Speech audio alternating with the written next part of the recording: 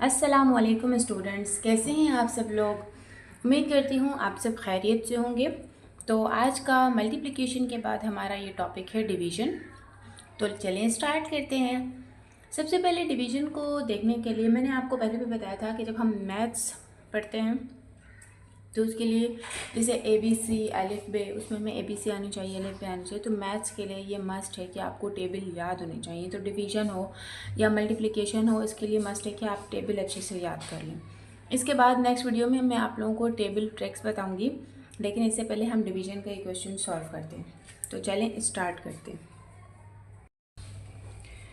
तो क्योंकि हम लोग बेसिक से स्टार्ट कर रहे हैं, तो यहाँ पर मैंने एक सिंपल क्वेश्चन को लिया है। इसके बाद हम आहिस्ता आहिस्ता डिफ़िकल्ट क्वेश्चन की तरफ भी आएंगे। हम लोग लॉन्ग क्वेश्चंस तो कर लेते हैं, लेकिन उन क्वेश्चंस के अंदर जो रफ वर्क हो रहा होता है, जो हमारे पास छोटे छोटे डिवीजन हो रहे होते हैं, छोटे छोटे एलसीएम हम लोग ले रहे होते हैं, या कुछ भी एडिशन सब्ट्रैक्शन फ्रैक्शन वगैरह छोटे छोटे ले रहे होते हैं, वो हमें क्लियर नहीं होते क्योंकि हमारी बेसिक क्लियर नहीं होती। तो मैंने ये सोचा है कि बेसिक क्लियर करने के लिए मैं सबसे पहले छोटे कॉन्सेप्ट्स आप लोगों के क्लियर करूँगी, देन हम बड़े कॉन्सेप्ट्स की तरफ आएंगे।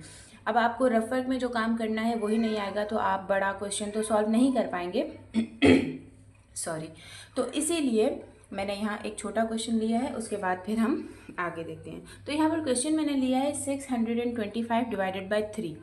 अब हमें इसे डिवाइड करने के लिए इसको कैसे रखना होता है और हमें सॉल्व कैसे करना होता है।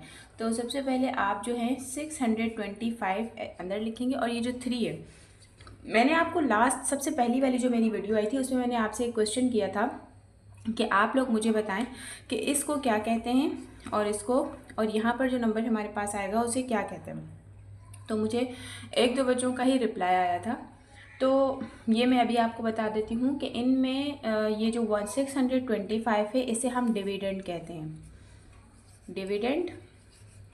और हमारे पास ये जो 3 है ये डिवाइज़र कहलाता है। यानी ज़रूरी नहीं है कि यहाँ पर हर एक क्वेश्चन में 3 होगा। यहाँ पर इस रूट के बाहर जो भी नंबर होगा ये डिवाइज़र कहलाएगा, और रूट के अंदर जो भी होगा वो डिविडेंड कहलाएगा। उसके बाद जब हम लोग टेबल पढ़ेंगे और ऊपर जो नंबर आएगा वो कहलाता है कोशेंट। इसे हम क्या कहते हैं? कोशेंट।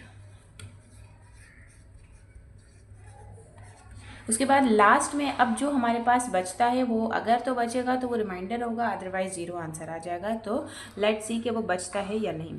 तो यहाँ पर सबसे पहले ये जो 3 है यानी डिवाइज़र है, हमें इसका टेबल पढ़ना होता है। हमें सबसे पहले ये देखना होता है कि ये जो हमने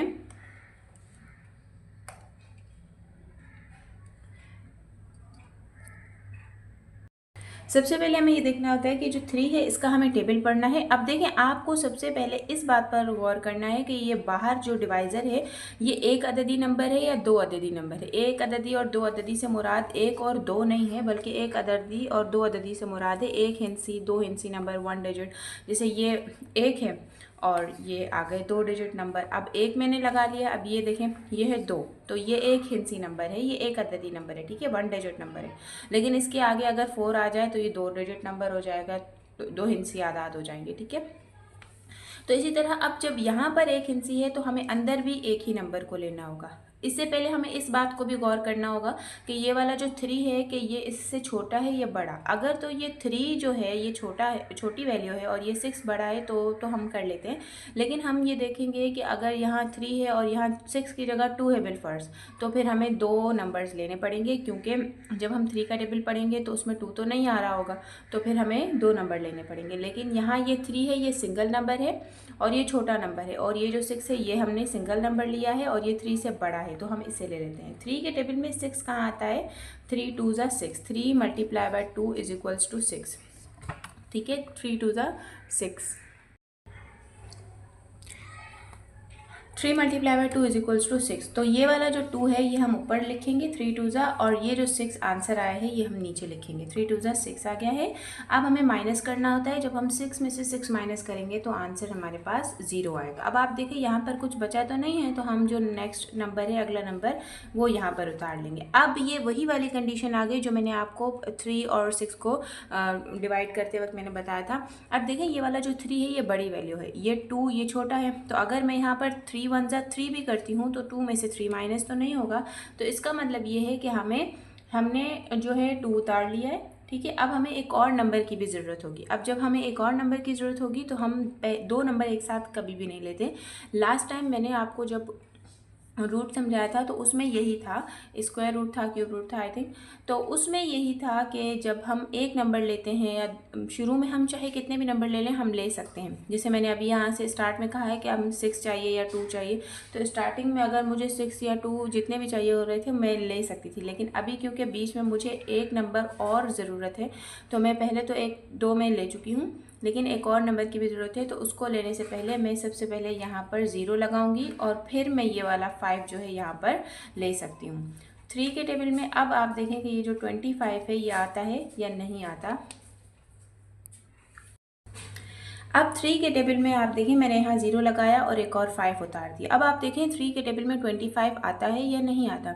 तो 3 के टेबल में अगर तो 25 आता है तो वेल एंड गुड, अगर नहीं आता तो फिर हम उससे छोटी वाली वैल्यू लेंगे। 3 के टेबल को जब हम 8 टाइम पढ़ेंगे, 3 8 जा 24 और 3 9 जा 27, तो 9 जा 27 तो बड़ा हो जाएगा 25 से, तो हम 3 8 जा 24 लेंगे। तो यहाँ पर 8 ले लेंगे, 3 8 जा 24 और 25 में से 24 जब माइनस करेंगे तो 1 हमारे पास रिमाइंडर बच जाएगा। मैंने आपसे कहा था कि ये वाली जो वैल्यू ऊपर है इसको हम क्वोशिएंट कहते हैं, ये अंदर जो है रूट के ये डिविडेंड है, ये बाहर वाला ये डिवाइज़र है और जो बचेगा वो रिमाइंडर कहलाएगा, पहली बात। और दूसरी बात ये है कि ये वाला जो 208 है इसको अब हम 3 से मल्टीप्लाई करके वेरीफाई कर लेते हैं कि जो हमने डिवीजन का क्वेश्चन किया है ये बिल्कुल ठीक है या नहीं। तो लेट्स सी, हम इसको डिवाइड को वेरीफाई कर लेते हैं। 208 मल्टीप्लाई बाय 3, 3 8 जा 24 का 0 आ गया, 2 कैरी 3 0 0 और 2 ऐसे ही आ जाएगा, 3 2 जा 6। अब देखें ये 625 था, यहाँ पर हमारे पास 624 आया है और एक हमारा रिमाइंडर बचा है। तो इसका मतलब हमने जो डिवीजन किया है, मतलब वेरिफिकेशन करने के बाद हमें हमारा जो आंसर था 625 वो एज इट इज़ मिल गया है। इसका मतलब हमने बिल्कुल क्वेश्चन दुरुस्त किया है। तो उम्मीद करती हूँ आप लोगों को मेरा क्वेश्चन समझ आया होगा। जुड़े रहिए मेरे साथ, मिलते हैं नेक्स्ट वीडियो में। थैंक यू सो मच, अल्लाह हाफिज़।